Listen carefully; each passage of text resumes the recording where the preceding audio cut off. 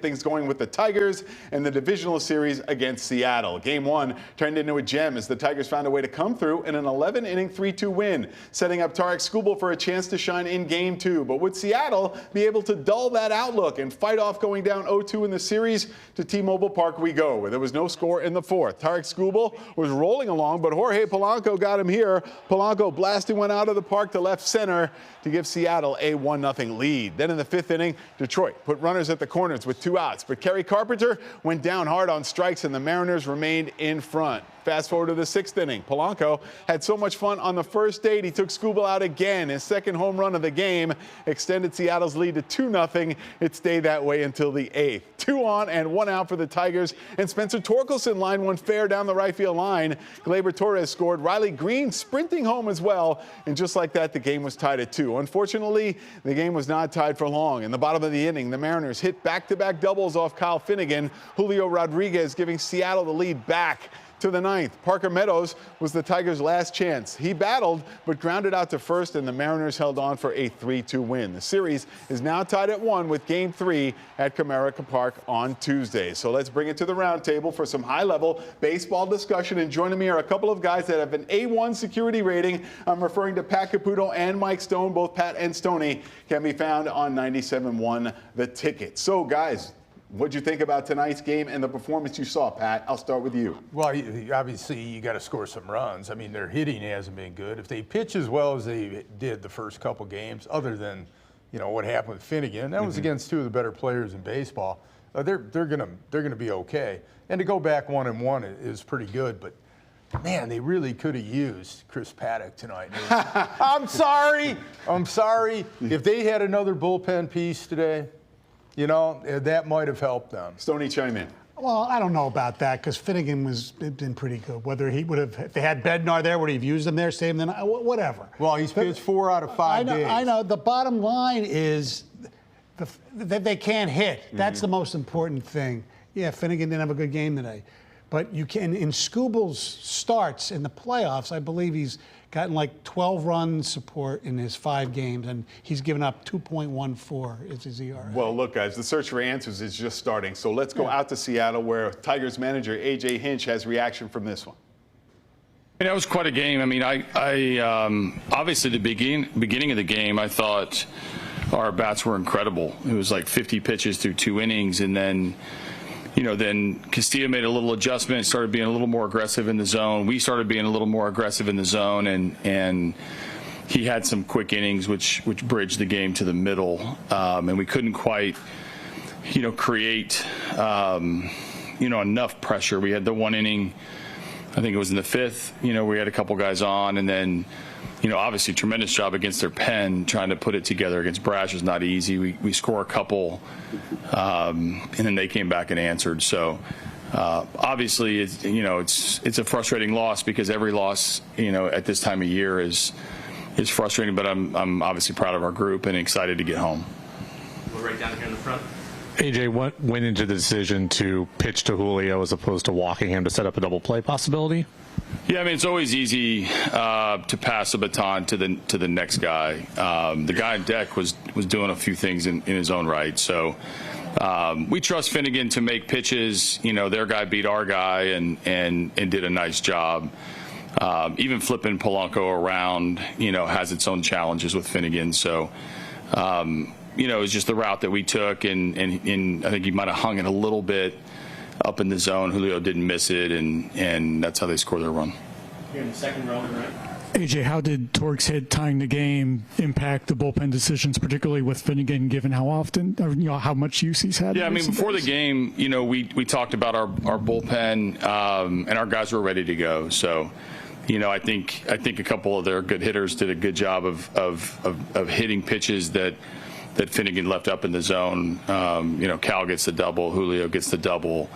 Then I thought Finnegan battled back really well to stay in that. A little bit unlucky with the broken bat single, and Herter came in and was able to get the last out, and there we had 1 run. If we could get anything started against Munoz, which is a tall task, you know, that was our hope at that point. But obviously Finnegan was going to pitch in a tie or up game.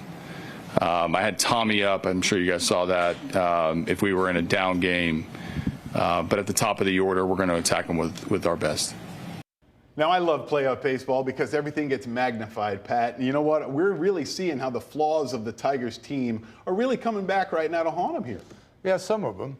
You know, obviously they swing at like too many bad pitches. That was encouraging, though, hit by Torkelson, because he showed some athleticism in the box and the ability to get a situational hit. So that was good, but yeah, just swinging at too many bad pitches. Plus, Mariners staff, man, it's one guy after another throwing nasty stuff. And, in Skubal, he made 2 pitches. The slider was really bad, the first one. The other one was a sinker that didn't sink. Right, and both are coming in at over 90, so they probably look like fastballs coming in. Yeah, it sped up his bat, and he ripped the you-know-what out of it. Well, you know what? Everybody will look at this and say, hey, you know what? Wasted another Skubal start, okay, and all that. But if you start looking at what now, they still got Game 3, Game 4, Game 5, Skubal again. So, I mean, it's not, gloom and doom. It's just, okay, they went in, they split, and now they come home, right, Stoney? Look, you'd say going in you're going to split the game. Right. You'd hope you split them, which you did. You usually would assume that today would be the one you won because Skubal's pitching, but that didn't work out. Doesn't make a difference. You got, Flaherty going next, and then Mize, and then Skubal. You're home for 2 games. Hopefully you can wrap it up at home. Now that happened last year. Same thing. They had chances to wrap it up at home. They went up 2 games to 1, lost Game 4, and then lost Game 5. Hopefully we don't see a repeat of that. But it's setting up like that, is it, to go back with Skubal on the road for a Game 5. Well, how much of a confidence boost does Seattle have now? I mean, okay, they get a win here, but it's their first win in like 25 years in the postseason, so there's obviously some momentum going. Yeah, it's unbelievable. It is, really. And with the all the teams pressure that in the world's on them. They're kind of like the Lions, Exactly. until they turned it around and won a playoff game or 2. They feel that in Seattle, despite having great players. But here's the thing. Seattle, I'm just being honest here, they have a better team than the Tigers. Oh, yeah. If you go down their roster, they've just got a lot more than the Tigers. Now, the Tigers have, equated themselves well by splitting, and we'll see what happens. They come back to Detroit. People have been dying for a playoff game. They were hopeful to see one in the division series, but the Tigers didn't finish that. To do it. And hey, it's going to be crazy at Comerica Park. It's also going to be all hands on deck for pitching staffs and everything like that. I mean, I don't know about the usage with A.J. Hinch right now and these guys coming out, but They get a day off. I love it. Yeah. Yes, you got a day off. No, everybody's that time there. of the Right. year. Yeah. Okay. So everybody's ready to go. Yeah. Stoney, what's your outlook moving forward? If I'm going to make a prediction, I think they'll split at home and go back for Game 5, and then Skubal, we'll see what happens. I mean, look, Pat's right. You look at that lineup and how impressive it is, and most people who don't follow as closely as Pat and even me a little bit, Polanco, he had 26 home runs this year. He's a very good player. It's not that, he gave up a home run to some, 4A player, so to speak. So it happens. Hopefully they'll be able to hit at home. Look, we know they haven't won a home game in a long time, right? Their last 6 games at home, they've lost. So they got to get that off. Get all the schneid off a home game. You know what, Pat, you mentioned the lineup, and 1 through 4 is devastating for Seattle, but still, it's also maybe 8 and 9, because when it turns around again, those guys are ready to go again. Well, J.P. Crawford's a 3-WAR player, 3-2 WAR player. He's got some pop. He can do some things. Obviously, Suarez, he hasn't really looked good in this series, but all of a sudden he'll hit 3 home runs. Right. And then when you just look at Naylor, and that's going to be a motivated player. Those guys didn't do anything in this series. So far. And they've been to Detroit. They know what Comerica Park is like. They swept the Tigers. That's the first sign of when the Tigers started going downhill. That's right. Was that 3-game series? They just clocked them. Yeah, before the All-Star break. So it's Seattle's a good team. But they had all the pressures on it. Plus, they had the layoff and all that. I'm not big on the intangibles. Right. I'm usually into something that's tangible. But the Tigers, they bonded together. They come back, and that can be a powerful thing. The rest of the world's mad at them, kind of in a way, because they didn't do enough at the trade deadline and all that. But it is worth getting excited about. I'm just telling you, Old Town, you got a chance. Right. We're here. Right. So. They got a chance to do it. They're playing against a better team, but a team that's feeling the pressure. Yes, that is true. Let's leave it right there, all right?